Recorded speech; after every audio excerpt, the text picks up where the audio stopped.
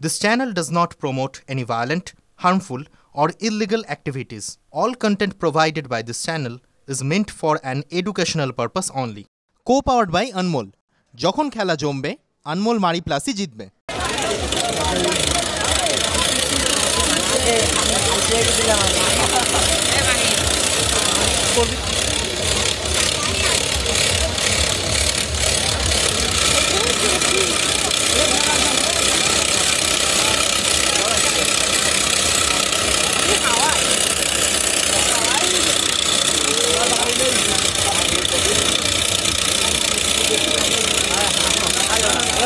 দেখলেন তো জিনিসটাকে, নিশ্চয়ই চিনতে পেরেছেন।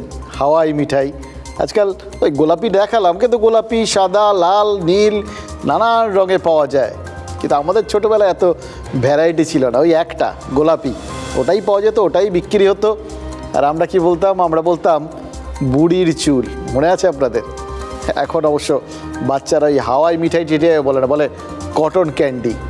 এবার নাম বদলে গেছে, সময় বদলেছে, রং বদলেছে, কি আর আসে যায় কি নামে ডাকা হলো, বিষয়টা কিন্তু এক আছে, জানেন তো?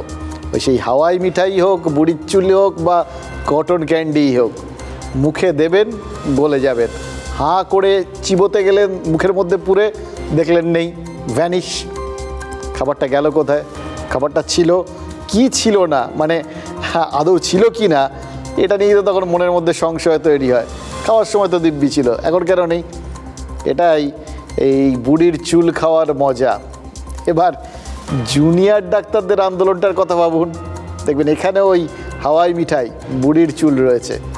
কিভাবে বুঝিয়ে বলি। ধরুন ওই বললাম হাওয়াই মিঠাই মুখে দিলেন, কিছুক্ষণ পর হাওয়ায় মিলিয়ে গেল, আছে কি নেই সংশয় জাগলো।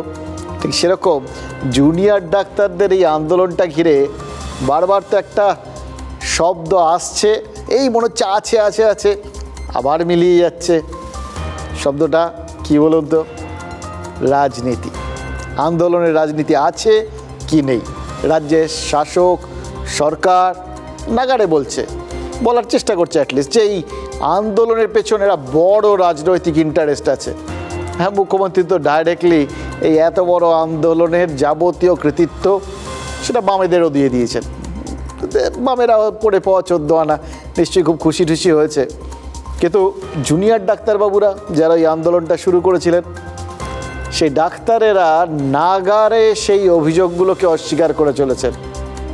আমরা একটা জিনিস বুঝতে পেরেছি, জানেন তো? এই যে আছে, এই আছে, এই নেই, এর মধ্যেও একটা জিনিস আছে, সেটা হলো চাপের খেলা। চাপ পাল্টা চাপ। এই যে ধরুন আগামীকাল সুপ্রিম কোর্টে তিলোত্তমার যে ধর্ষণ আর খুনের মামলার 3য় শুনানি রয়েছে, সেই শুনানিতে জুনিয়র ডাক্তারদের হয়ে কে সওয়াল করবেন? ইন্দিরা জয়সিং। গত 2টো শুনানিতে জুনিয়র ডাক্তারদের কৌশলী ছিলেন গীতা লুথরা। এবার কোথাও গিয়ে সবার মনে হচ্ছে তিনি ঠিক জুনিয়র ডাক্তারদের বক্তব্যটা সুপ্রিম কোর্টে তুলে ধরতে পারেননি। কপিল সিব্বলের পাশে থেকে একদম মেরে লেগেছে, সবার মনে হয়েছিল। লাইভ স্ট্রিমিং দেখা গেছিল তো, তাই ডাক্তাররাও সিদ্ধান্ত নিয়েছেন যে ওনাকে সরিয়ে দিতে হবে, আর কি চলবে না। তাই জন্য ইন্দিরা জয়সিংকে তারা বেছে নিয়েছেন। এবার এই খবরটা যে মুহূর্তে জানাজানি হলো, আমরা কি দেখলাম কয়েকটা জিনিস কাল থেকে একদম চারপাশে ওই সোশ্যাল মিডিয়ার মাধ্যমে একদম ঝড়ের গতিতে ছড়িয়ে পড়লো নাকি ছড়িয়ে দেওয়া হলো? ওই আছে কি নেই। এবার কি ছড়িয়ে দেওয়া হলো, মানে ওই আর কি ছড়িয়ে পড়লো বা ছড়িয়ে দেওয়া হলো একটা ছবি। প্রথমে একটা ছবি, তারপর দেখলাম আরো বেশ কয়েকটা ছবি। চায়ের সাথে টাও চাও, এই মারিতেই হদিশ পাও, আসল মারি দিচ্ছি মোরা, ওদের এখন কপাল পোড়া। খাচ্ছি মোরা খাচ্ছি দেখো, আসছে মনে খুশির ভাব, ডুবছে ওরা ডুবছে দেখো, আনমোল মারি লাজবাব। যখন খেলা জমবে আনমোল মারি প্লাসই জিতবে। প্রথম ছবিটা কি ছিল? দিল্লিতে মমতা বন্দ্যোপাধ্যায়ের লেখা একটা ইংরেজি বইয়ের উদ্বোধনী অনুষ্ঠানে কে রয়েছেন? ইন্দিরা জয়সিং। পাশে কে? তৃণমূল সাংসদ ডেরেক ওব্রায়েন। এবার সেই ছবিটার বুদবুদ মিলিয়ে যেতে না যেতেই দেখলাম আরেকটা ছবি, তৃণমূল সাংসদ মহুয়া মৈত্রের সঙ্গে ওই প্রবীণ আইনজীবীর ছবি। তারপরে তৃতীয় ধাক্কা, হাইকোর্টে ওই ওবিসি সার্টিফিকেট যখন বাতিল হয়ে গেছিল, তারপর সুপ্রিম কোর্টে যখন মামলাটা গেল, সেখানে রাজ্যের হয়ে মামলা লড়ছেন কে? না, সেই ইন্দিরা জয়সিং। এবার প্রশ্নটা তো খুব সিম্পল, এই যে এই সমস্ত ছবি আর তথ্য কাল থেকেই ইন্টারনেটে ঝড় তুলল, কাল থেকেই কেন? এক এক করে আসি। দেখুন, মমতা বন্দ্যোপাধ্যায়ের লেখা বই উদ্বোধনের ছবিটা এটা কিন্তু কালকের ছবি না। ডেরেক ওব্রায়ান তিনি এই ছবিটা পোস্ট করেছিলেন কিন্তু অনেক আগে, কিন্তু নতুন করে আবার শেয়ার করা শুরু হলো কেন? ডেরেক ওব্রায়ানের ওই এক্স হ্যান্ডেল পোস্ট ঝড়ের বেগে কেন কাল তৃণমূলের অন্য নেতারা শেয়ার করতে শুরু করলেন? এটার তো একটা কারণ থাকবে নিশ্চয়ই, অকারণে তো রাজনীতিকরা কিচ্ছু করেন না। দেখুন, রাজ্যের বিরুদ্ধে সুপ্রিম কোর্টে যে আইনজীবী কাল মামলা লড়বেন, তার ছবি যখন তৃণমূল নেতারা শেয়ার করছেন, মানে মমতা বন্দ্যোপাধ্যায়ের সঙ্গে ব্যাপারটা ওই কোনোভাবে যখন যুক্ত করে দিচ্ছেন, তখন তো বুঝতে হবে তার পেছনে একটা কারণ আছে। কারণটা কি? এইটা প্রমাণ করা যে আসলে মমতা বন্দ্যোপাধ্যায়ের সাথে ইন্দিরা জয়সিংয়ের দারুণ সুসম্পর্ক, নইলে তারা হঠাৎ শেয়ার করতে যাবেন কেন? এবার দেখুন, এটা যদি কোথাও গিয়ে লোকের মনের মধ্যে ঢুকে যায়, এমনকি ওই জুনিয়র ডাক্তারদেরও মনের মধ্যে ঢুকে যায়, তারা তো ভাবতে বসবেন সত্যিই কি ইন্দিরা জয়সিং রাজ্যের ঘনিষ্ঠ, নাকি না অতটা ঘনিষ্ঠ নাও হতে পারে। আবার হবেন, তাহলে ছবিগুলো কেন? ছবিগুলো তো সেরকমই বলছে। সত্যিই তো দুদিন আগে উনি রাজ্যের হয়ে সুপ্রিম কোর্টে অ্যাপিয়ার করেছিলেন, সুপ্রিম কোর্টে সওয়াল করেছিলেন রাজ্যের হয়ে। আবার এই তো মমতা বন্দ্যোপাধ্যায়ের বই প্রকাশের অনুষ্ঠানেও তাকেই ডেকে আনা হয়েছে। তাহলে কি তিনি মমতা বন্দ্যোপাধ্যায়ের অত্যন্ত ঘনিষ্ঠ? মমতা বন্দ্যোপাধ্যায় ঘনিষ্ঠ মানেই তৃণমূলের ঘনিষ্ঠ, মানেই সরকার ঘনিষ্ঠ। চালাও। আমি? আরে আজকাল মেয়েরা প্লেন চালাচ্ছে। আনমোল ড্রিম লাইট খাস্তা বিস্কুট, খুব তাড়াতাড়ি শিখে গেলে। কাল থেকে প্লেন চালাতে শিখবো। স্বাদ স্বপ্নের। তাহলে তাদের দাবি দাওয়াগুলো তার কি হবে? উনি ঠিকভাবে তুলে ধরবেন তো? মানে এই থট এগেনস্ট থট, মনের মধ্যে একটা ভাবনার সাথে আরেকটা ভাবনার সংঘাত লাগিয়ে দেওয়া, এভাবেই তো লোকে কনফিউজড হয়, এভাবেই তো লোকে বিভ্রান্তির শিকার হয়। এই যে মহুয়া মৈত্রের সাথে ইন্দিরা জয়সিংয়ের ছবি বা অন্য যে দুটো ছবি, এগুলো আপনার আমার এই জুনিয়র ডাক্তার সবার কনফিউশনটা বাড়িয়ে দিচ্ছে না তো? এটাই কি কোথাও গিয়ে কারোর উদ্দেশ্য? যত বেশি কনফিউশন মানে যত বেশি দ্বন্দ্ব, তত বেশি দ্বিধা, যত বেশি দ্বিধা তত বেশি সংশয়, আর যত সংশয় ততই হয়তো ভুল পদক্ষেপ এবং হতোদ্যম হওয়ার সম্ভাবনা বাড়ে। বুঝতে পারছেন কোন জায়গার থেকে কোন ছোট্ট জিনিসটা শুরু হয় আর কোথায় গিয়ে শেষ হয়? কত লম্বা ওই দাবা খেলায় বলে না, একটা চাল দেওয়ার পর আগামী 10টা চাল ভেবে রাখা। এ কি একদম 10টা আগামী চাল টপকে 11 নম্বর চালটার কথা মাথায় রেখে এই চালটা দেওয়া হলো। এবার দেখুন, সব কানেকশান কনফিউশনের সঙ্গে তো থাকে না, কোথাও না কোথাও কনফিউশন মানেই তো কিছু না কিছু কানেকশান থাকবে। প্রশ্ন জাগতেই পারে যে আগে আইনজীবী ঠিক করা হয়েছিল নাকি তার আগেই ওই বই প্রকাশের জন্য গেস্ট ঠিক করা হয়েছিল? খোঁজ নিন। ওই বললাম, ওই যে ডেরেক ওব্রায়ানের পোস্ট করা ছবিটা, এটা অনেক আগের, 2019 সালের। এবার সেটাই কাল আবার হাওয়ায় ভাসিয়ে দেওয়া হয়েছে, মানে সামনে আনা হয়েছে। এবার এ সমস্ত দেখে এটা কেউ কেউ ভাবতেই পারেন যে তাহলে কি সত্যিই সব গেল, মানে আইনজীবী বদলে লাভের লাভ কিছু হলো না? এর উল্টো দিকেও একটা ভাবনা আছে। দেখুন, আইনজীবী হিসেবে ইন্দিরা জয়সিং যথেষ্ট স্বনামধন্য, এবং তার যে আইনজীবী পরিচয়টা, তা আইনজীবী হিসেবে তার যে কৃতিত্ব, সেটা কিন্তু কোনোভাবেই ওই কোন বই প্রকাশের গেস্ট হলেন সেই মাপকাঠিতে মাপা যেতে পারে না। এটা একদম আলাদা। সুপ্রিম কোর্টের প্রবীণ আইনজীবীদের মধ্যে অন্যতম তিনি। একাধিক গুরুত্বপূর্ণ মামলায় তাকে সওয়াল করতে দেখা গেছে। গত বছর সুপ্রিম কোর্টের ওই শুনানির যে লাইভ স্ট্রিমিং শুরু হয়েছে গত বছর থেকে, সেটা ওই ইন্দিরা জয়সিংয়ের জন্যই। কি অদ্ভুত না? সাম্প্রতিককালে আমরা দেখছি সেই গত 2-3 দিন 4 দিন ধরে এই লাইভ স্ট্রিমিং নিয়ে কী কাণ্ডটাই না হচ্ছে। লাইভ স্ট্রিমিং একটা হট টপিক হয়ে গেছে, সে রাজনীতি বলুন, আন্দোলন বলুন, সব কিছুর ক্ষেত্রে।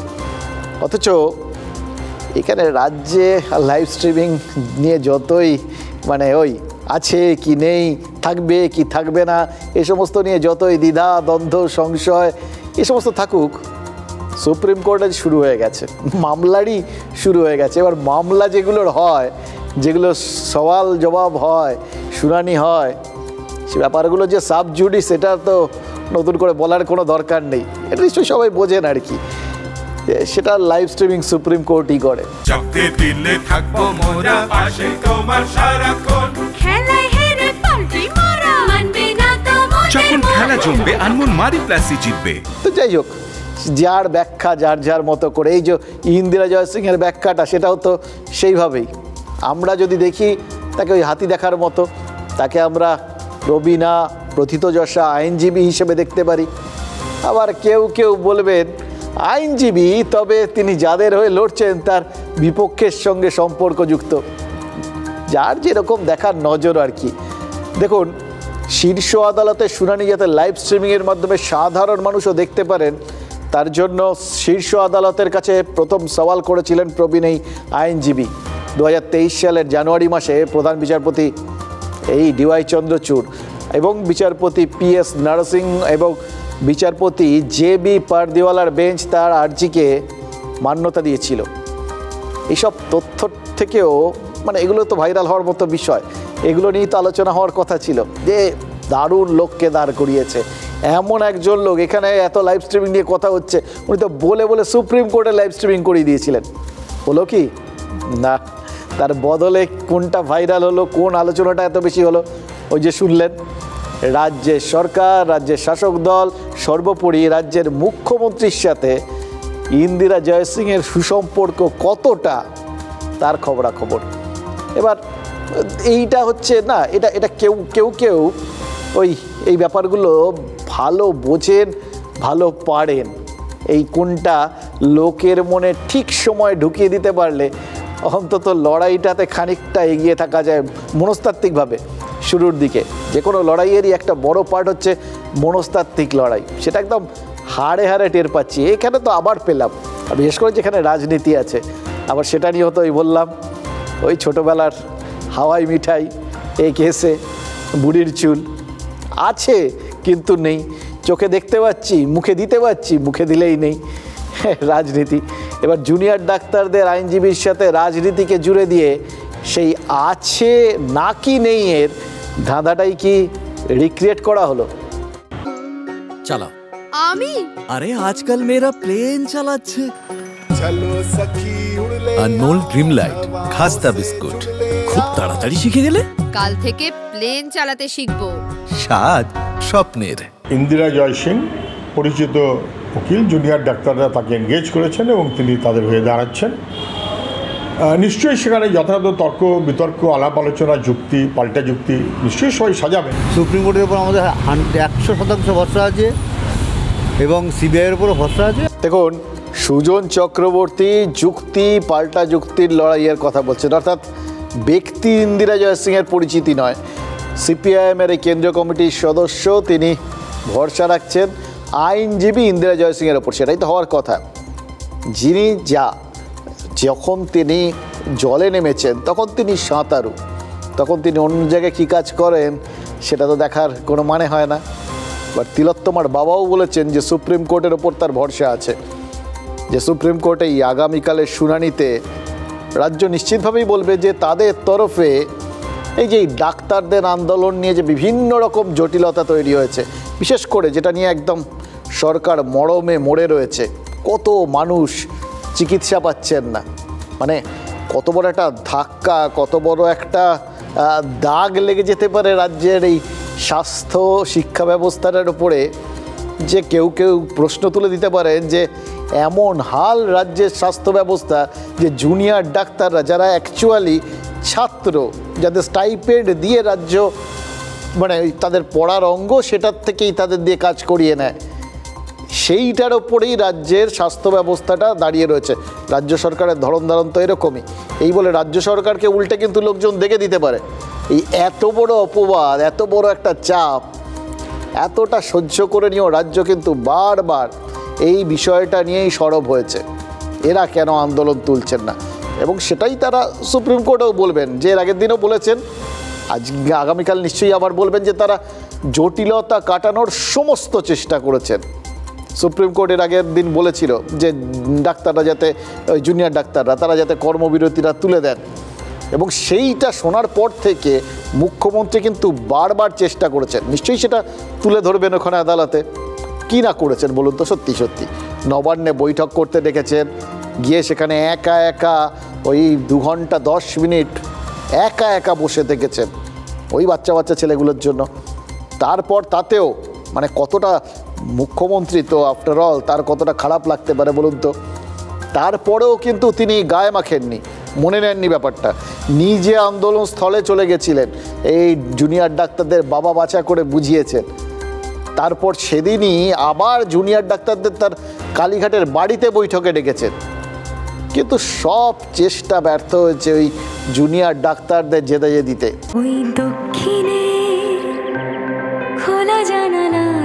গাঙ্গুলি গ্রুপ আপনার পছন্দ বোঝে।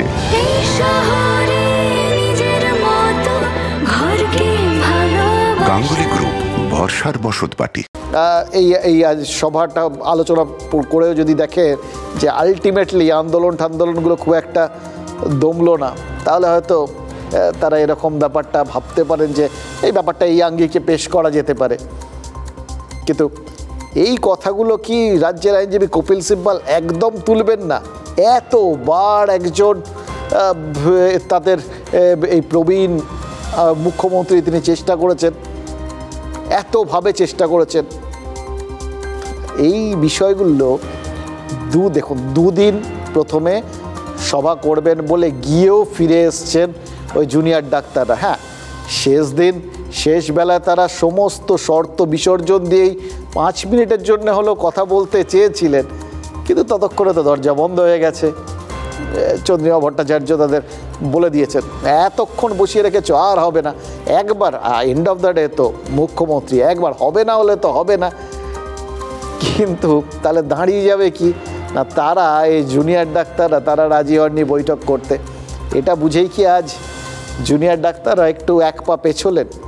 তারা যে দাবিতে অনড় ছিলেন বলে নবান্নে বৈঠক হয়নি, বা তারপরেও ওই কালীঘাটে গিয়ে বৈঠক হয়নি, সেটা তো ওই শব্দটা লাইভ স্ট্রিমিং, সেই দাবি থেকেই তো আজ আন্দোলনকারীরা পিছিয়ে এলেন বারবার। মানে প্রথম শর্ত ছিল লাইভ স্ট্রিমিং, সেই লাইভ স্ট্রিমিংয়ের বদলে তাদের সেকেন্ড শর্ত ছিল, মানে যদি কোনো কারণে সেটা মানা না হয় আর কি, তাহলে ছিল যে তারাও রেকর্ডিং করবেন, রাজ্য সরকারও রেকর্ডিং করবে, তারাও রেকর্ডিং করবেন। সেটাও যখন মানা হবে না শুনেছেন, তারা তাতেও পিছিয়েছেন যে ঠিক আছে রাজ্য সরকারই রেকর্ড করুক, কিন্তু বৈঠক শেষ হওয়ার পরেই তাদের হাতে সেই রেকর্ডিংটা তুলে দিতে হবে। সেটাও যখন মানা হয়নি, তখন আলটিমেটলি তারা বলেছেন ঠিক আছে, রাজ্য সরকার যেটা বলেছিলেন, মুখ্যমন্ত্রী প্রথম দিন বলেছিলেন যে ঠিক আছে মিনিটস দিয়ে দেওয়া হবে, ঠিক আছে তারা সেই মিনিটসই সই বৈঠক করবেন তারা। আর মুশকিল হচ্ছে তারা তো 2 পা পিছিয়ে এসে রাজি হয়েছেন। আজ দুপুরে রাজ্যের মুখ্য সচিব মনোজ পন্থ তিনি জুনিয়র ডাক্তারদের যখন ইমেল করেন তাতে কিন্তু জানিয়ে দিয়েছিলেন এটা তাদের পঞ্চম আর শেষ চেষ্টা। এই শেষ চেষ্টা কথাটা, হ্যাঁ, এটাও তো একটা চাপ জানেন তো।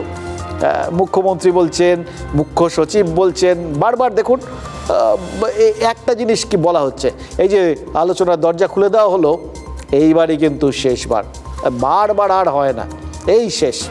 গত শনিবার আন্দোলনস্থলে যখন এসেছিলেন মুখ্যমন্ত্রী, তিনি তো সেটাই বলেছিলেন যে তিনি তার তরফ থেকে শেষবারের মতো চেষ্টা করছেন। তারপর আবার আরেকবার চেষ্টা করেছিলেন রাত্রিবেলা বৈঠকে বসার, আবার একবার চেষ্টা করেছেন আজকে এই বৈঠকে বসেছেন। কিন্তু আজকেও কিন্তু মুখ্য সচিব লেখার সময় লিখেছেন এইবারের চেষ্টাটাই তাদের তরফে শেষ চেষ্টা।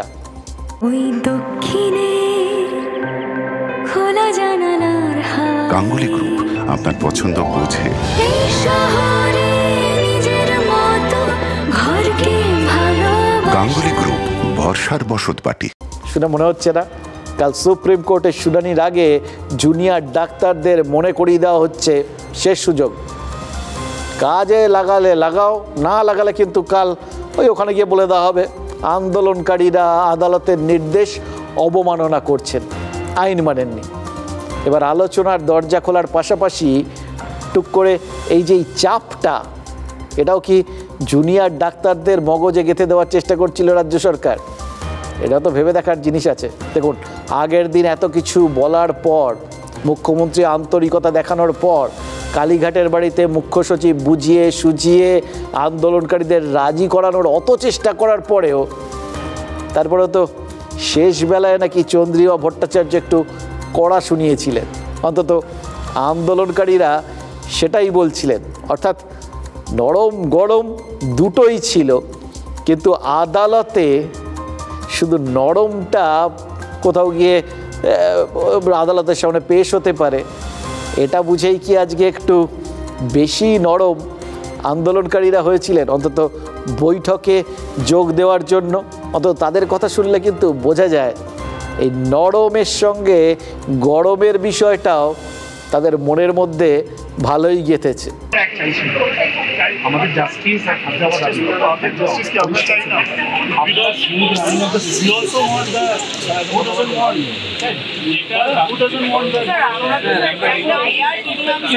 দ্য আছে আমাদের দিকে।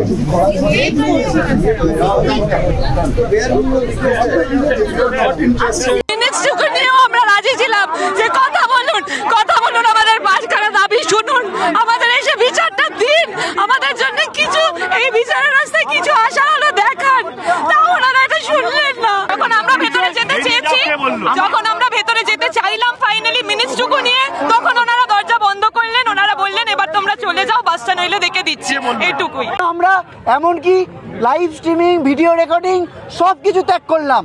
তারপর আমাদের কি বলা হলো যে আর আলোচনা সম্ভব নয়, হয় আপনারা বেরিয়ে যান, নইলে আপনাদের বাস ডেকে আপনাদের বের করে দেওয়া হবে। এবং তারপর তারা নিজেরা গাড়ি করে স্বাস্থ্য প্রতিমন্ত্রী এরা বেরিয়ে গেলেন। দেখুন, আমি এই ধরনের ভাষা ব্যবহার কখনো করি না, তাও আমি ভাবছিলাম যে আমি কি ভুল করে এরকম ভাষা ব্যবহার করে ফেলেছি, তাও আবার আমার এই সন্তান সম এই জুনিয়র ডাক্তারদের ক্ষেত্রে। তো আমি তারপরেও কিছু ক্লিপিংস ঘুরেছে সংবাদ মাধ্যমের, আমি দেখলাম না কোথাও আমি এই ধরনের কথা বলিনি। কেউ হয়তো আমাকে নিয়ে কিছু বলবেন, কেউ, সেটা তাদের ব্যাপার, ছোট তো ওরা বলতেই পারে, আর আমরা মা। দেখলেন তো, চন্দ্রিমা ভট্টাচার্য বলছেন যে তিনি এই ধরনের কথা বলেননি, এবং তাও সেটা সম্পর্কে তার মনের মধ্যে সংশয় ছিল। সেই সংশয় থেকে নিশ্চিত হওয়ার জন্যই তিনি ওই বিভিন্ন চ্যানেলে যে ফুটেজগুলো দেখানো হচ্ছিল, যে ক্লিপিংসগুলো দেখানো হচ্ছিল, সেইগুলো দেখে তিনি নিশ্চিত হয়েছে যে না, তিনি নাকি এরকম কিছু বলেননি। এইভাবে মানে রেকর্ড টেকর্ড থাকার কত সুবিধা দেখলেন। অথচ তারপরে রাজ্য সরকার কিছুতেই ওই লাইভ স্ট্রিমিং কেন, রেকর্ডিং কোনো কিছুতেই রাজি হলো না। আখেরে লাভ কাদের হতো বলুন তো? এই যে চন্দ্রিমা ভট্টাচার্য বলছেন যে আন্দোলনকারীরা তার সন্তান সম। মমতা বন্দ্যোপাধ্যায় শনিবার বলেছিলেন তিনি মুখ্যমন্ত্রী হিসেবে নয়, দিদি হিসেবেই আন্দোলনকারীদের কাছে এসছেন। এই সব কথাগুলো তো রেকর্ড হয়ে আছে। রেকর্ড থাকার কত সুবিধা। সুপ্রিম কোর্টের কানেও নিশ্চয়ই যথাসময়ে এগুলো পৌঁছে যাবে। সুপ্রিম কোর্ট চাইলে চক্ষুকরণের বিবাদ ভঞ্জন করে নেবে। এর সঙ্গে সঙ্গে আর কি পৌঁছবে? জুনিয়র ডাক্তারদের 5টা দাবির মধ্যে একটা, ওই হাসপাতালের নিরাপত্তা আঁটোসাঁটো করার দাবি, সেটাও কিন্তু পৌঁছবে এই সুপ্রিম কোর্টে। সেই দাবি পূরণ করার কথা ছিল রাজ্যের। সুপ্রিম কোর্ট কিন্তু সেটাই বলে দিয়েছিল যে নিশ্চিত করতে হবে এই বিষয়গুলো। সেই দাবি রাজ্য পূরণ করতে পেরেছে নাকি পারেনি, এই কথাগুলো আগামীকালের শুনানিতে তাদের পক্ষের আইনজীবী, মানে এখন ইন্দিরা জয় সিং, তিনি সুপ্রিম কোর্টকে কি জানাবেন না? নিশ্চয়ই জানাবেন। তার মানে কপিল সিব্বাল যদি বলেন যে রাজ্যের আন্তরিকতা দেখানো সত্ত্বেও জুনিয়র ডাক্তাররা আন্দোলন চালিয়ে যাচ্ছেন, তাহলে ইন্দিরা জয় সিং মনে করিয়ে দিতে পারেন যে জুনিয়র ডাক্তারদের প্রাথমিক যে শর্ত, যে শর্ত পূরণ করতে সুপ্রিম কোর্টও রাজ্যকে নির্দেশ দিয়েছিল, সেই নিরাপত্তার ব্যবস্থা এখনও করতে পারেনি সরকার। মুখ্য সচিব আজ বৈঠকের বার্তা দেওয়ার পর ঘন্টা দুয়েক নিজেদের মধ্যে কিন্তু আলোচনা করেছিলেন জুনিয়র ডাক্তাররা। তারপর তারা জানিয়েছিলেন যে তারা বৈঠকে রাজি। তখনও তারা বলেছিলেন তাদের 3টে শর্ত আছে। ওই বললাম এই কিছু রেকর্ডিংয়ের ক্ষেত্র নিয়ে 3টে শর্ত তারা দিয়ে আলটিমেট সব শর্ত ভুলে শুধু মিনিটস দেওয়া হবে, এতেই রাজি হয়েছিলেন। যে বৈঠকে কি আলাপ আলোচনা হলো দুপক্ষের তরফেই সেগুলো লেখাজোখা হবে। আর বৈঠক শেষে ওই একটা মিনিটস বৈঠকে উপস্থিত হয়ে দুপক্ষের সব প্রতিনিধি সেইগুলো মিলিয়ে নেবেন যে ঠিক ঠিক লেখা হয়েছে তো, কী কী হয়েছে, একটা ধারা বিবরণী আর কি, আর তারপর তাতে সই করে দেবেন। মানে বৈঠকে মুখ্যমন্ত্রী যেহেতু থাকবেন তাকেও সই করতে হবে। লাইভ স্ট্রিমিংয়ের দাবির থেকে এক পা পিছিয়ে মিনিটসের দাবিতে এক পা কি এগোলেন ডাক্তাররা, চাপের পাল্টা চাপ দিলেন। মানে চাপাচাপি অ্যাট ইটস বেস্ট, এরকম চাপাচাপি কিন্তু সাম্প্রতিককালে খুব বেশি দেখা যায়নি। মানে এগুলো রাজনীতিতে দেখা যায়, রাজনীতি আর অরাজনীতির লড়াইয়ে এরকম চাপাচাপি তো চট করে দেখা যায় না। পরিষ্কারভাবে জানিয়েছি যে আমরা আলোচনাতে রাজি। আলোচনাতে আমাদের দিক থেকে 2জন মিনিট টেকার থাকবে। কার্যবিবরণী যা আলোচনা হবে সেই মিনিটস লিপিবদ্ধ হবে এবং দুই পক্ষেরই তাদের দিক থেকেও যে মিনিটস থাকবে রাজ্য প্রশাসকের পক্ষ থেকে তারা সেটা নেবে। আমাদের দিক থেকে যেটা সেটা আমাদের কাছে থাকবে এবং 2জন প্রফেশনাল স্টেনোগ্রাফার তার জন্য আমরা নিয়ে যাচ্ছি সাথে, তারা এটা লিপিবদ্ধ করবে। লিপিবদ্ধ করার পর সবটা পুরোটা দেখে নেওয়া হবে, দেখে দুই পক্ষের সিগনেচার তাতে থাকবে, সবার সিগনেচার তাতে থাকবে। ওখানে মূলত আমাদের যে 5 দফা দাবি সেইগুলো নিয়ে কথা বলবো। কোনো রকম নেগোসিয়েশন বা কম্প্রোমাইজের জায়গায় আমরা থাকবো না। আমরা আমাদের দাবিগুলো নিয়ে যদি আমরা মনে করি যে আলোচনা সদর্থক হয়নি, তাহলে আমরা ফিরে এসে আমাদের জিবি করে মাসের সাথে কথা বলে আমরা আমাদের পরবর্তী সিদ্ধান্ত জানাবো। ওখানে আমরা কোনো সিজ ওয়ার্ক রিলেটেড বা আন্দোলন অবস্থান বিক্ষোভ রিলেটেড কোনো সিদ্ধান্ত জানিয়ে আসবো না। শুনলেন, জুনিয়র ডাক্তারদের 3য় শর্ত সেটা মেনেছে রাজ্য সরকার। মানে দুপক্ষই মিটিংয়ের মিনিটসটা নেবে, এই শর্ত রাজ্য মানার পরই তো 2জন স্টেনোগ্রাফার বিষয়টা খুব ইন্টারেস্টিং, এর নিয়ে নিজেদের স্টেনোগ্রাফার নিয়ে কালীঘাটে রওনা হয়েছেন এই জুনিয়র ডাক্তাররা, সেখানে বৈঠকও করেছেন। কিন্তু তার আগে কি জানালেন তারা? জানালেন ওখানে তারা কোনো কথা দেবেন না। এবার বৈঠক শেষ হয়েছে, এবার সেই বৈঠক থেকে তারা কি বেরিয়ে এলো সেটা নিশ্চয়ই আমরা জানবো। কিন্তু তার থেকে যাওয়ার আগে যা বলে গেলেন 2টো জিনিস তো খুব পরিষ্কার। এক, পারস্পরিক বিশ্বাসটা খুব একটা নেই জানেন তো, থাকলে এত বেশি করেই লেখা ঝোঁকা রেকর্ডিং এত কিছুর প্রসঙ্গ উঠতো না। আর দ্বিতীয়ত তারা ওখানে যাই করুন আলটিমেটলি জিবি করে নিজেদের মধ্যে আলোচনা করে ফাইনালি তারা সিদ্ধান্ত নেবেন। এটা আগের থেকে জানিয়ে দেওয়ার মানে কি? মানে ওখানে তাদের আলাদা করে চাপ দিয়ে কোনো লাভ হবে না, কারণ তারা ওখানে কোনো রকম কথা দিয়ে আসতে পারবেন না।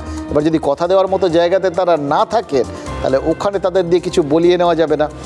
অর্থাৎ বৈঠক হয়ে গেছে, বৈঠকের পর নিজেদের মধ্যে তারা আলোচনা করবেন, তারপর জানা যাবে যে কথাই হোক না কেন মুখ্যমন্ত্রীর সঙ্গে সেখানে আন্দোলন তোলার ব্যাপারে কোনো কথা দিয়েছেন কি দেননি বা কী করবেন সেটা কিন্তু ওই জিবির পর স্থির হবে।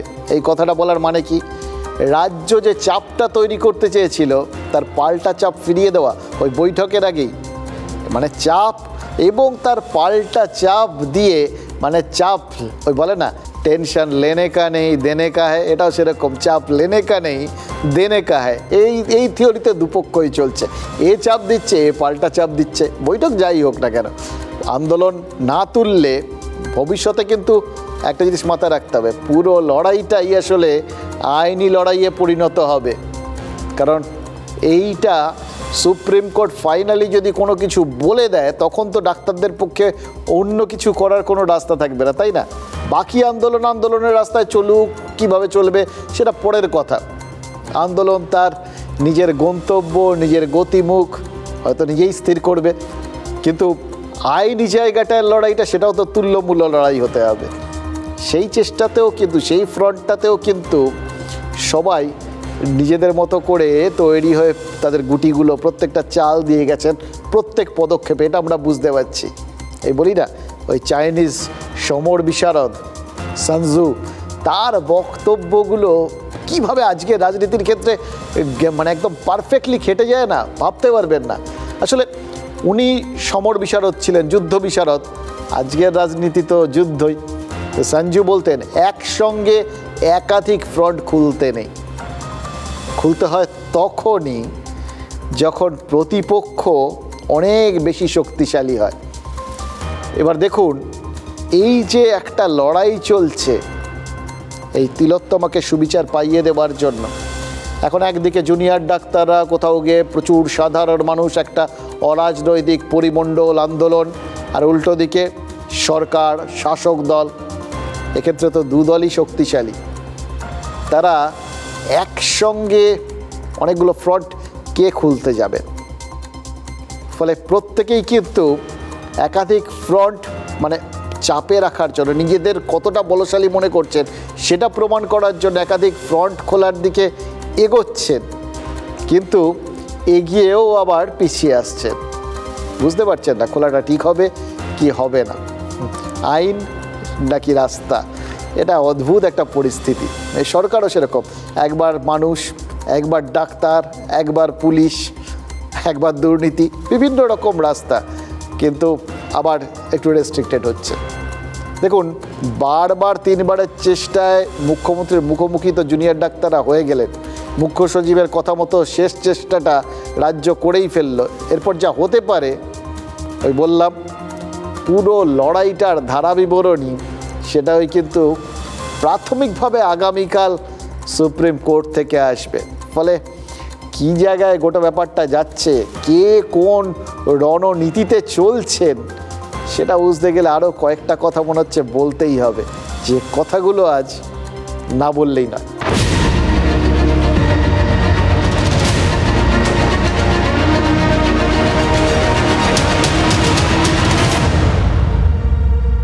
দেখুন, ফরাসি বিজ্ঞানী ব্লিজ পাস্কালের নাম শুনেছেন? তিনি চাপের সূত্র আবিষ্কার করেছিলেন। সেটা তো বিজ্ঞানের চাপ, কিন্তু বাংলা চাপের বিজ্ঞান, এই রাজনীতির চাপের বিজ্ঞান, এটা তো নতুন পরিস্থিতি। ফরাসি বিপ্লবের বহু আগে পাস্কাল দেহ রেখেছিলেন, তাই এই চাপের মানে সিচুয়েশনটাই তিনি দেখে যেতে পারেননি, তো সূত্র কী করে বার করবেন?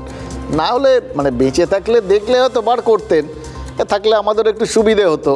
না থাকায় এই চাপের একটা নির্দিষ্ট মাপঝোঁক করতে, ব্যাপারটা বুঝতে আমাদেরও একটু অসুবিধে হয়। এটা তো ঘটনা। এই যে রাজ্যের প্রশাসনের সাথে জুনিয়র ডাক্তারদের একটা চাপের খেলা চলছে, সেটা কীরকম চাপ? ঊর্ধ্বচাপ না নিম্নচাপ?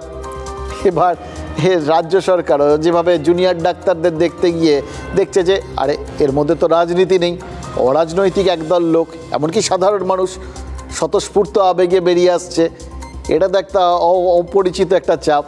এই চাপটাও কীরকম চাপ? ঊর্ধ্বচাপ না নিম্নচাপ? দেখুন, সেই চাপগুলো যে ধরনের চাপই হোক না কেন, এই বৈঠকে বসা নিয়ে চাপাচাপি, সেটা তো আমরা দেখলাম, যেটা সিনেমার ভাষায় সিকোয়েল, মানে একটা চাপ থেকে আরেকটা চাপ। তাহলে প্রিকোয়েল কি? আগের গল্পটা, সেটাও তো চাপাচাপি।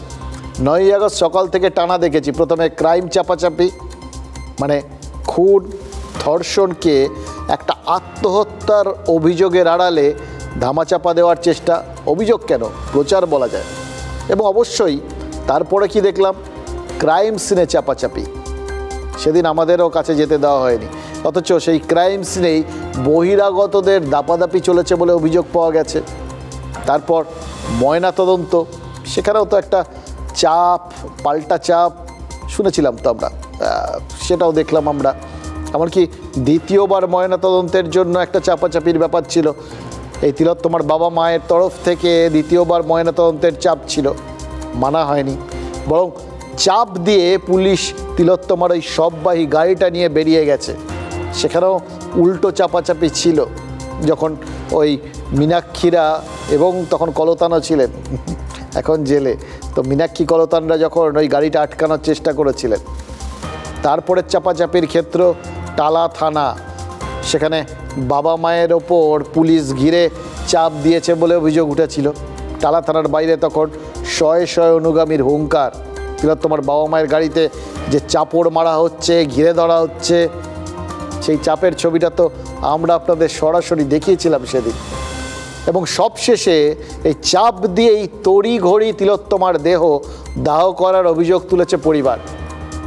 মানে তারা দেহ সংরক্ষিত রাখতে চেয়েছিলেন। নাগরিক আন্দোলনে চাপমুক্ত হয়ে এ কথাটা কিন্তু এখন খুব স্পষ্ট ভাষা। এই চাপের যে ক্রোনোলজি, পরপর কিভাবে চাপাচাপি চলেছে, সেই ঘটনা প্রবাহটা ওই পানিহাটির সন্তানহারা দম্পতি এখন কিন্তু তুলে ধরছে। পরেও চলে গেছিলাম টালা থানায় বডি ফ্রিজ আপ করার জন্য, তখনও পুলিশ আমাদের হেল্প করেনি। তখন আমাদের প্রেশার দিয়েছে, প্রেশার দিয়ে যেতে বডি যাতে আমরা তাড়াতাড়ি, মানে তখন তো বাড়িতে এসেই গেছে। আমরা টালা থানায় আমরা পুলিশকে বারবার বলেছি আমাদের মেয়ের বডি ফ্রিজ আপ করতে চাই, আমরা পোড়াতে চাই না, আজকে দাহ করতে চাই না। শোনেনি আমাদের কথা। আপনারা বলেছেন? হ্যাঁ, একদম মেন্টাল বিষয়টা সৃষ্টি করে আমরা প্রথম থেকেই বলেছি ক্রাইম সিন পাল্টানোই হয়েছে, ওখানে ঘটেইনি কিছু, দেখলেই বোঝা যাচ্ছে পুরো সাজিয়ে গুজিয়ে। কার ভূমিকা ছিল জানি না, পুরো সিস্টেমের ভূমিকা ছিল, পুরো প্রশাসন, তারপর স্বাস্থ্য দপ্তর, কলেজ কর্তৃপক্ষ, সবার ভূমিকা ছিল ওখানে। পুলিশ বেশি অ্যাক্টিভ ছিল। এই চাপটাই তো পাল্টা চাপ হয়ে গেছে। কাল সুপ্রিম কোর্টে স্ট্যাটাস রিপোর্ট জমা দেবে সিবিআই। এবার নির্যাতিতার বাবা মায়ের আক্ষেপ, এ তো কেন্দ্রীয় এজেন্সির অস্ত্র, সেটা দেখতেই পাচ্ছি আমরা, বাকিরা সবাই বলছেন। প্রাক্তন সিবিআই কর্তা উপেন বিশ্বাস তিনিও তো আমাদের শিখিয়েছেন যে ধর্ষণ আর খুনের ক্ষেত্রে নর্মালি তো সাক্ষী টাক্ষী পাওয়া যায় না, সেখানে নির্যাতিতার দেহটাই সবচেয়ে বড় প্রমাণ। সেটাই কেন তড়িঘড়ি পুড়িয়ে দেওয়া হলো? যেখানে পরিবার দেহর সংরক্ষণ করতে চেয়েছিল, সেখানে কেন এরকম ঘটনাটা ঘটানো হলো? তাই জন্যই তো ওই টালা থানার ওসির হাতে রশি পড়েছে। এবার সিবিআইও কাল নিশ্চয়ই স্ট্যাটাস রিপোর্টে সেটাই লিখবে, সেটাই তো আমরা জেনেছি। আর সেখানে আর কি লেখা থাকছে আমরা জানতে পেরেছি। সেখানে অনেকগুলো বিষয় খুব নির্দিষ্ট করে উল্লেখ করতে চলেছে সিবিআই। প্রথম, জেনারেল যে ডায়েরিটা হয়েছিল, সেখানে হাসপাতাল কর্তৃপক্ষের সাথে ষড়যন্ত্র করে ইচ্ছাকৃতভাবে ভুল তথ্য দেওয়া হয়। কীরকম ভুল তথ্য? সেখানে লেখা হয়েছিল যে চেস্ট মেডিসিন বিভাগের সেমিনার রুমে ওই PG trainee, post graduate trainee ডাক্তার তিলোত্তমা, এখন তিলোত্তমা বলছি, তখন তিনি শুধু পিজি ট্রেনি ডাক্তার ছিলেন, তিনি সংজ্ঞাহীন অবস্থায় পড়ে রয়েছেন। এটাই তো প্রথমে অভিযোগ করা হয়েছিল। কিন্তু বাস্তব ঘটনা কী ছিল? ততক্ষণে ডাক্তাররা পরীক্ষা করে দেখেছেন যে তিনি মারা গেছেন। কিভাবে মারা গেছেন? চেহারা দেখেই পরিষ্কার হয়তো অনেকেই বুঝতে পেরেছিলেন। এই যে প্রথম যে ডায়েরি, তাতে কিন্তু এই গোটা ভাবনা, চিন্তা, দেখা কোনোটার কোনো প্রতিফলন ছিল না।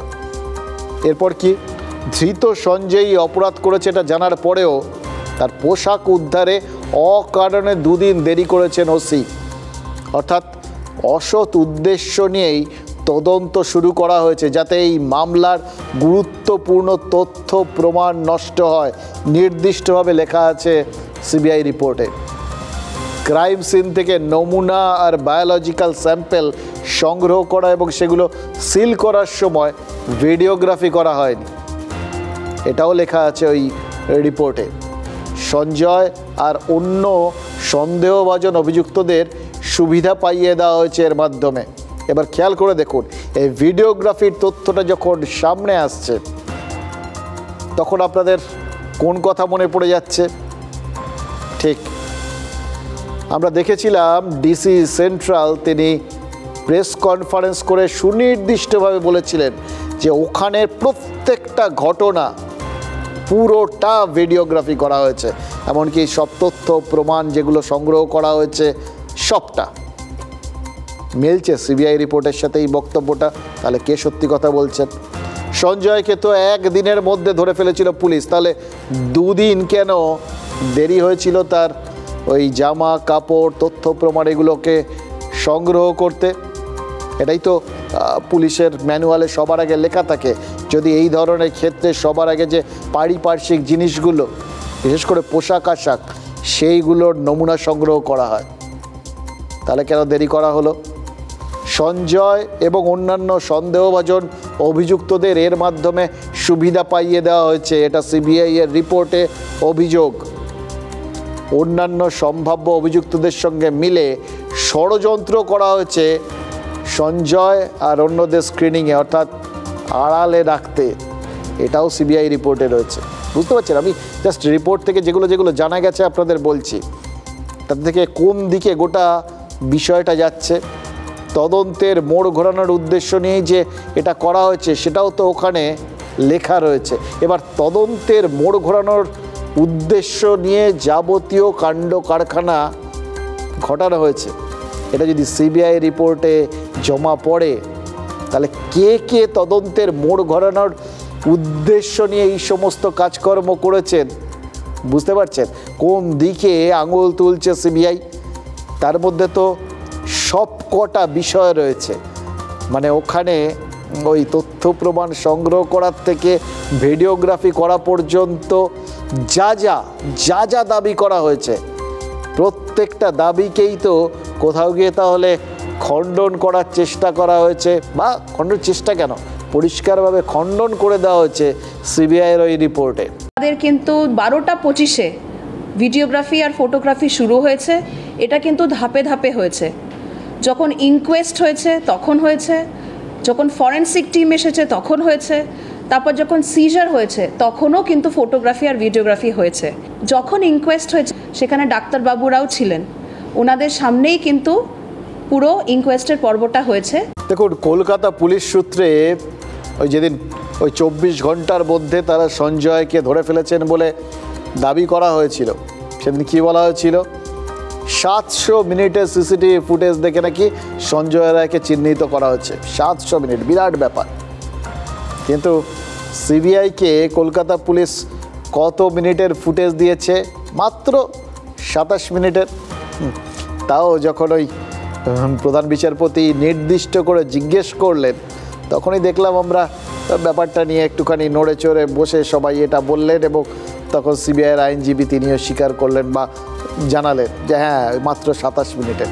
তার আগে অবধি কপিল সিব্বল কিন্তু বলে দিয়েছিলেন হ্যাঁ সব ফুটেজ দিয়ে দেওয়া হয়েছে। হ্যাঁ, সিবিআইয়ের আইনজীবী তাকে দেখে মনে হচ্ছিল তিনিও প্রায় মেনে নিতে চলেছেন আর কি, নেহাত প্রধান বিচারপতি বললেন।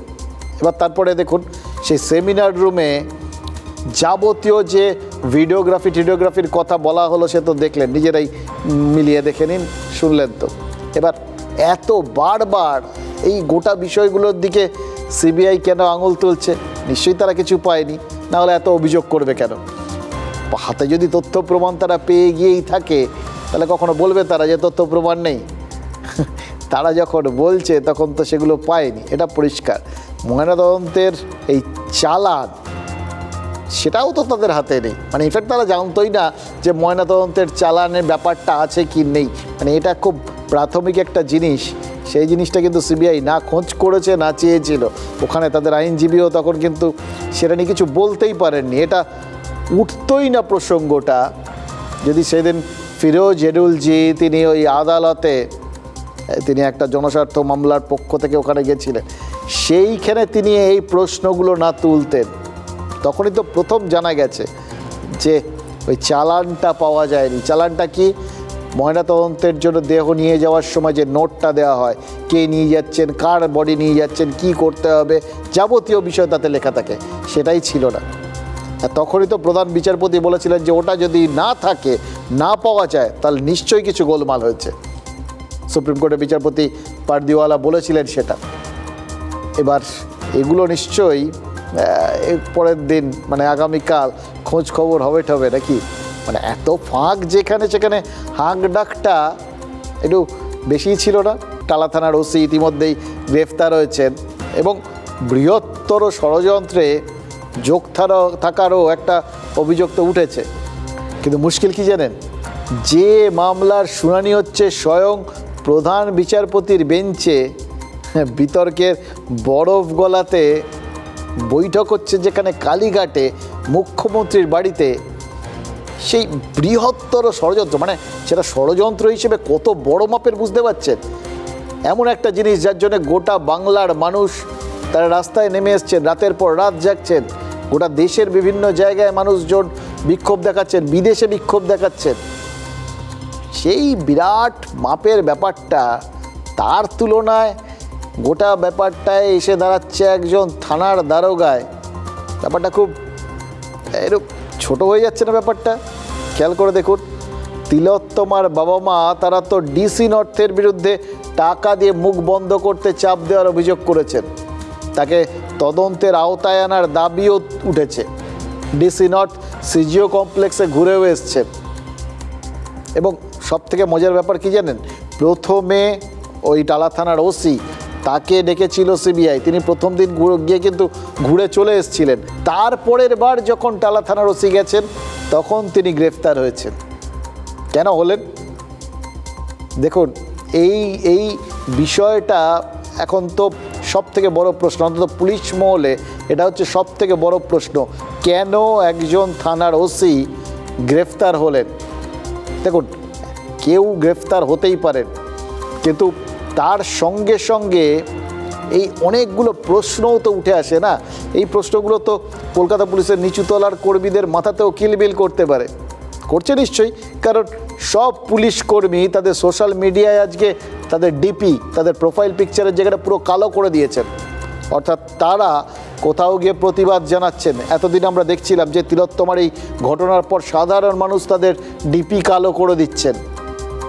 এক শোক, দুই প্রতিবাদ।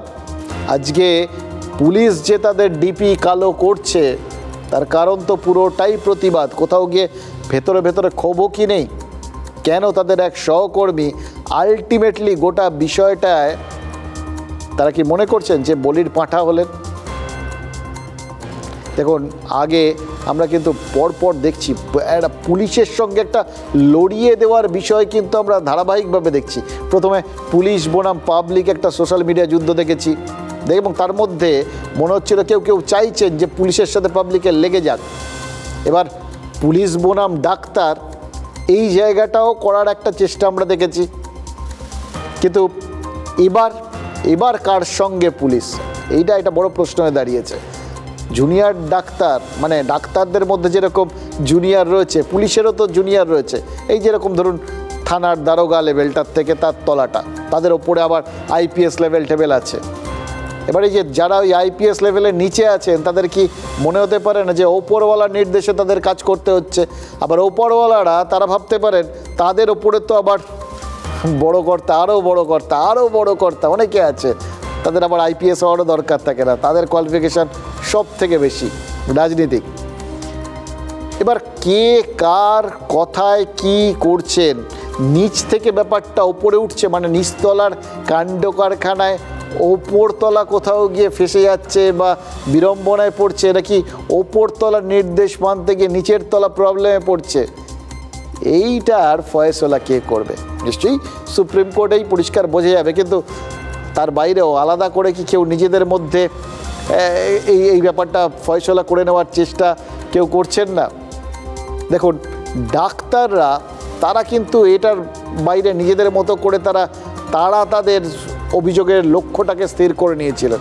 তারা যে 5 দফা দাবি নিয়ে আজকেও গেছেন, তার মধ্যে তো এটাও তো ছিল ওই police commissioner, DC central, DC north, এদের বিরুদ্ধে ব্যবস্থার দাবি। টালা থানার ওসির বিরুদ্ধে তো ওই জুনিয়ররা ব্যবস্থা নিতে বলেননি, ওই জুনিয়র ডাক্তাররা। তাহলে জুনিয়র ডাক্তারদের বিরুদ্ধে পুলিশের রাগার তো কারণ নেই। ইনফ্যাক্ট আমি অনেক ডাক্তারের কাছে শুনছিলাম, এই যে স্বাস্থ্য ভবনের সামনে জুনিয়র ডাক্তাররা এই যে ধর্ণা দিচ্ছেন, ডাক্তাররা সবাই সাধারণ মানুষও নিজের মতো করে এই সব আপনারা আমার ঘরের ছেলে মেয়েদের জন্য খাবার দাবার জল এই সমস্ত নিয়ে যাচ্ছেন। আমার এক বন্ধু চিকিৎসক বলছিলেন যে তিনি ওই জল খাবার দাবার নিয়ে গেছিলেন, সেটা পুলিশরাই ওখান থেকে নামিয়ে ওই ডাক্তারদের কাছে পৌঁছে দিয়েছেন। আবার ওখানে একজন পুলিশের কর্মী তিনি অসুস্থ হয়ে পড়ায় ওই বিক্ষোভরত ডাক্তাররাই ছুটে এসে তার চিকিৎসা করেছেন, লোকজনের কাছে চেয়ে চিনতে তার জন্য ইনহেলার জোগাড় করেছেন, তাকে অ্যাম্বুলেন্সে তুলে হাসপাতালে দৌড়েছেন। এই পারস্পরিক সহযোগিতাটাই তো কাম্য। তাহলে কারা চায় সেই সহযোগিতার জায়গাটাতে চির ধরুক? কেউ তো চায়, সেটা সবাই কি বুঝতে পারছেন? অন্তত নিচু তলার পুলিশ কর্মীরাও কি বুঝতে পারছেন? এই জুনিয়র ডাক্তাররা তারা তো বিক্ষোভের মধ্যেই রয়েছেন। এই কালো করে দেওয়া নিজেদের ডিপি, এর মধ্যে দিয়ে কি এই নিচু তলার ক্ষোভটাও প্রকাশ পাচ্ছে? সেটা আঁচ করতে পেরেই কি কলকাতা পুলিশের অতিরিক্ত কমিশনার সোলেমান নেশে কুমার অভিজিৎ মণ্ডলের ওই যিনি টালা থানার ওসি গ্রেফতার হয়েছেন, তার সার্ভে পার্কের বাড়িতে আজ চলে গেছিলেন। ডিসি ইস্ট, ডিসি সাউথ সাবারমানও গেছিলেন তার সঙ্গে। তিনজন আইপিএস অফিসার ওই ওসির বাড়িতে হাজির। দেখুন, গ্রেফতার হলে স্বাভাবিক নিয়মেই ওসি সাসপেন্ড হয়ে যাবেন, সেখানে তিনি পুরো বেতন পাবেন না। কিন্তু এক্ষেত্রে শোনা যাচ্ছে যে ওই তার পরিবারের খরচ চালানোর ভারও তো তার সহকর্মীরা নিতে চলেছেন, এটাই তো জানা যাচ্ছে। নির্যাতিতার বিচার হোক, সেটা আমরাও চাই। মানে আমারও দুটো মেয়ে আছে, আমি ফিল করতে পারি। আর তার জন্য যা করার সেটা সব করেছেন উনি সিবিআইয়ের সঙ্গে কোঅপারেট করেছেন, এমনকি ওনার শরীরটাও ভালো নেই। আর নিচু তলার পুলিশদেরকে আমি দোষ দিই না, আমি এখনো বিশ্বাস করি, আমি আপনাদের সামনে বলছি, টালা থানার ওসি এত বড় ধরে 10টা মাথা হয়নি যে সে নিজের বুদ্ধিতে নিজের সাহসে এই কাজ করেছে। তাকে ইনস্ট্রাকশন দেওয়া হয়েছিল এবং পরিষ্কার খবর আছে আমাদের কাছে, তাকে ইনস্ট্রাকশন দেওয়া হয়েছে। ঠিক যেভাবে ডিসি সাউথ তিনি যখন ডিসি সেন্ট্রাল তিনি যখন তার প্রেস কনফারেন্স করছিলেন, তার কাছে ফোনে ইনস্ট্রাকশন এসে গেল আর চাদরের রং পরিবর্তন হয়ে গেল। টালা থানার ওসির স্ত্রী সঙ্গীতা মণ্ডল তিনি বললেন, শুনলেন, তারও মেয়ে রয়েছে, তিনিও চান তিলোত্তমা বিচার পান। তিনিও কিন্তু বিচারের কথা বললেন, তিনি ফাঁসির কথা বললেন না। এবার ফাঁসির কথা সরকার আর শাসক দলের পক্ষে যারা বলছেন তারা তো বলছেন, কিন্তু সঙ্গীতা মণ্ডল তিনি কি তাতে খুব প্রভাবিত? তিনি কি বললেন? তদন্তটা অন্য দিকে যাচ্ছে বলে তার মনে হচ্ছে। খুব তাৎপর্যপূর্ণ বিশ্লেষণ। দেখুন, কাল সুপ্রিম কোর্টে রাজ্য সরকার কোন দিকটা তুলে ধরে, সেটাও তো এই কোন দিকে গোটা তদন্তটা যাচ্ছে, গোটা বিষয়টা যাচ্ছে, সেটা বুঝতে অনেকটাই সাহায্য করবে। রাজ্য সরকার কিন্তু এর আগের দিনও সেখানে কিন্তু এই বিচার টিচার অন্য সব বিষয়ের থেকেও অনেক বেশি জোর দিয়েছিল জুনিয়র ডাক্তারদের এই আন্দোলনের দিকে, সেই আন্দোলনটাকে তোলার দিকে, তারা পরিষেবা চালুর দিকেই বেশি জোর দিচ্ছেন। কাল রাজ্যের স্ট্যাটাস রিপোর্টও জমা পড়বে এই সমস্ত নিয়ে। মেডিকেল কলেজ আর হাসপাতালগুলোতে নিরাপত্তার বন্দোবস্ত কতটা রয়েছে, তার আগের শুনানি অনুযায়ী যে বক্তব্যগুলো রাজ্য রেখেছিল তার পরিপ্রেক্ষিতে স্ট্যাটাস রিপোর্ট দিয়ে জানাতে হবে তো রাজ্য সরকারকে। এই পরিস্থিতিতে একটা ঘটনা তো কালকেই ঘটে গেল। ওই বলছিলাম না, রাজ্য সরকারের পক্ষে এই জুনিয়র ডাক্তারদের বিরুদ্ধে যদি তারা নির্ধারিত সময়ে যদি যোগ নাও দেন কাজে, তাও ব্যবস্থা নেওয়াটা খুব মুশকিল। কারণ সুপ্রিম কোর্টই তো তাদের রায়ের আরেকটা পার্টি, পর্যবেক্ষণ বা নির্দেশ যেভাবেই দেখুন না কেন, সেইখানে তো পরিষ্কার বলেছিল নিরাপত্তার ব্যবস্থা করতে হবে ডাক্তারদের, তাদের সুযোগ সুবিধার ব্যবস্থা করতে হবে। হয়েছে সেগুলো? এই নিরাপত্তার দাবির জন্যেই তো এই এতগুলো ডাক্তার, আপনার আমার ঘরের ছেলে মেয়েগুলো তারা রাস্তায়। এই নিরাপত্তার দাবির মধ্যেই মারধর করা হয়েছে আর এক ডাক্তারবাবুকে। পূর্ব মেদিনীপুরের ভগবানপুরের স্বাস্থ্যকেন্দ্রে এইভাবে একজন চিকিৎসককে কেন আক্রান্ত হতে হলো, এই কেনর উত্তরেই উঠে আসছে ভীষণ গুরুত্বপূর্ণ একটা দিক, জানেন তো? এটাই আমাদের পরিকাঠামোর অভাবের দিক। এই জন্যেই আমাদের গোটা পরিকাঠামোটা এরকম বেহাল। কতটা বেহাল সেটাও আমরা বুঝতে পারছি। ভগবানপুর যেখানে স্বাস্থ্যকেন্দ্রের কথা, সেখানকার পরিকাঠামোর এমন হাল, সেখানে নাকি একটা এক্সরে মেশিনটাও ঠিকঠাক নেই। ফলে সাধারণ মানুষ, সাধারণ রোগীরা পরিষেবা পাচ্ছেন না। এই ডাক্তারবাবু তিনি এই এক্সরে করার দরকার ছিল, এক্সরে করতে পারেননি। ফলে রোগীর আত্মীয় স্বজন সবার রাগ গিয়ে পড়েছে ওই ডাক্তারবাবুর ওপরেও। তিনি নিগৃহীত হয়েছেন, কিন্তু তিনি কি করবেন? যদি তার হাতে ঢালও না থাকে, তরোয়ালও না থাকে, তাহলে নিধিরাম সর্দার হয়ে মার খাওয়াটাই ভবিতব্য। তাহলে তাদের নিরাপত্তা থাকছে? সেই নিরাপত্তা দেওয়ার দায়িত্ব কার ছিল? পরিকাঠামো যদি ঠিকঠাক থাকতো তিনি কি মার খেতেন? এই পরিকাঠামো ঠিকঠাক করার দায়িত্ব কার ছিল? সব আঙুলিতে একদিকে যাচ্ছে। গত শুক্রবার প্রাক্তন মন্ত্রী পূর্ণেন্দু বসু বা তার সঙ্গে আরও অনেকে মিলে একটা মঞ্চ আছে তারা একটা সাংবাদিক সম্মেলন করেছিলেন, তৃণমূলেরই মঞ্চ। এবার তাতে দাবি কি ছিল? কর্মবিরতির জেরে রোগী মৃত্যু হয়েছে, কতজনের মৃত্যু হয়েছে সেই মৃতদের পরিবারকে হাজির করানো হয়েছিল সেখানে। দেখুন, একটা মৃত্যুও দুঃখজনক, তার জন্য যারাই দায়ী তাদের তো চিহ্নিত করা উচিত, কিন্তু সেইখানে দায়েরও ওরা হবে, কেউ নিজের দায়টা নেবে না, অন্যদিকে ঠেলবে। এই দায় ঠেলাঠেলিটা যতদিন বজায় থাকবে, আজকে না হয় তিলোত্তমার মৃত্যুর পর এই আন্দোলন হচ্ছে, কিন্তু বাকি সময়টায় রোগী মৃত্যু কি নতুন হলো? এত রোগীর যে মৃত্যু হয়, এত রোগী রেফার্ড হয়ে যে জেলার থেকে বারবার শহরে আস্তে আস্তে মারা যান, তার দায়গুলো কে নেবে? অতীতে হয়েছে, ভবিষ্যতেও হবে, তার দায় কে নেবে? ক্ষতিপূরণ পাবেন তারা?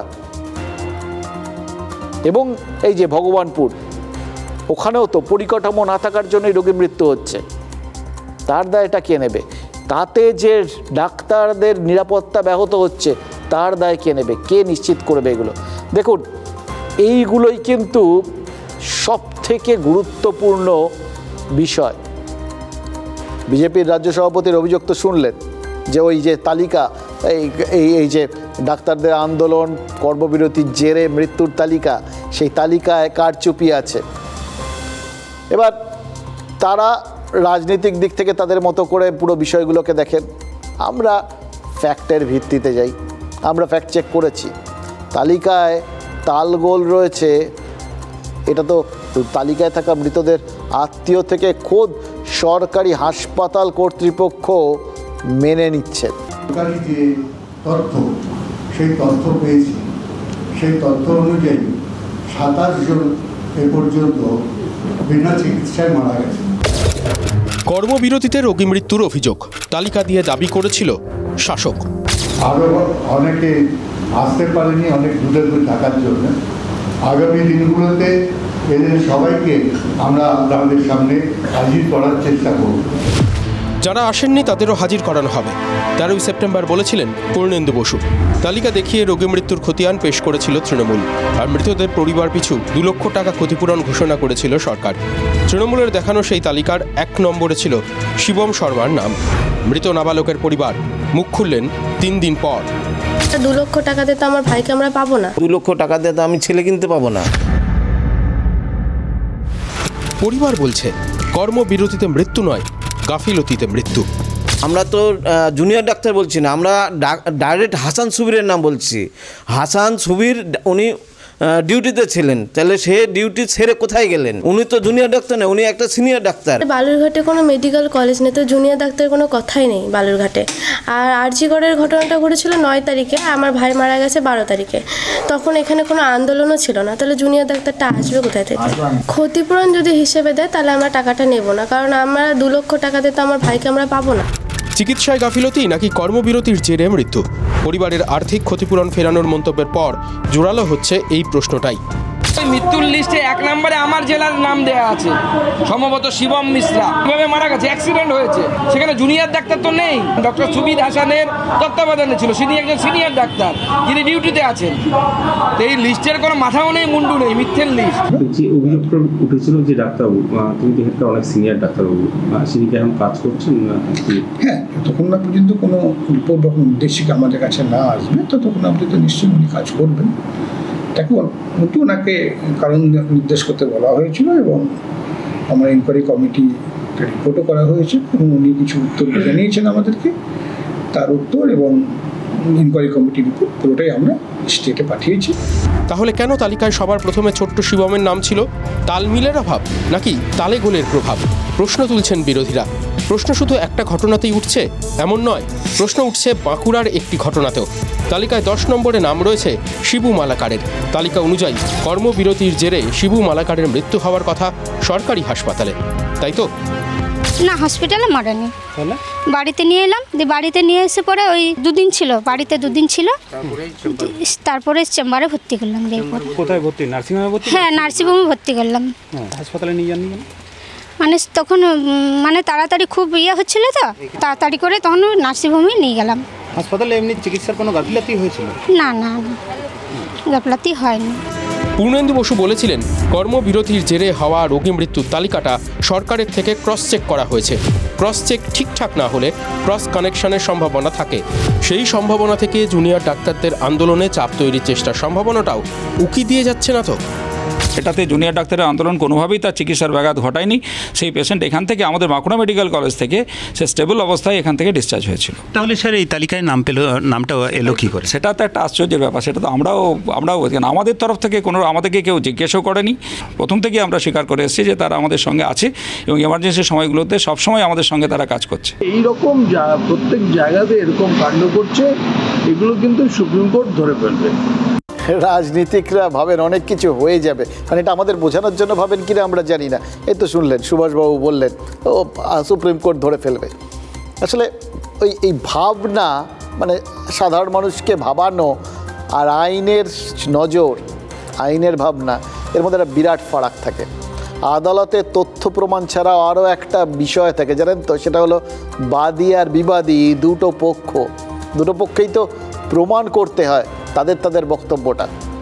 এই যে তিলোত্তমার খুন এবং ধর্ষণ কাণ্ডে সেখানে কটা পক্ষ আছে জানেন? একটা দুটো না, অন্তত 34টা পক্ষ অংশ নিয়েছে।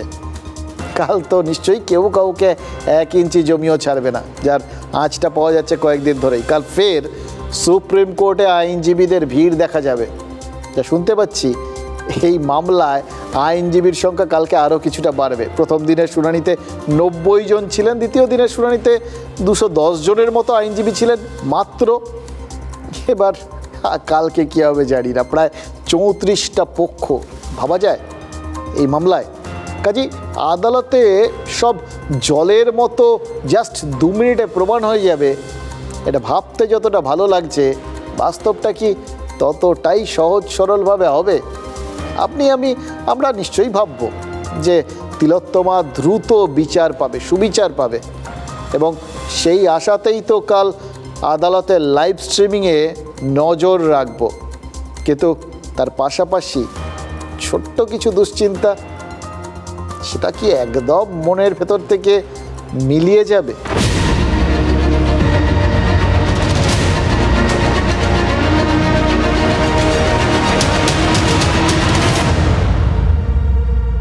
কো পাওয়ার্ড বাই আনমোল। যখন খেলা জমবে, আনমোল মারি প্লাসই জিতবে।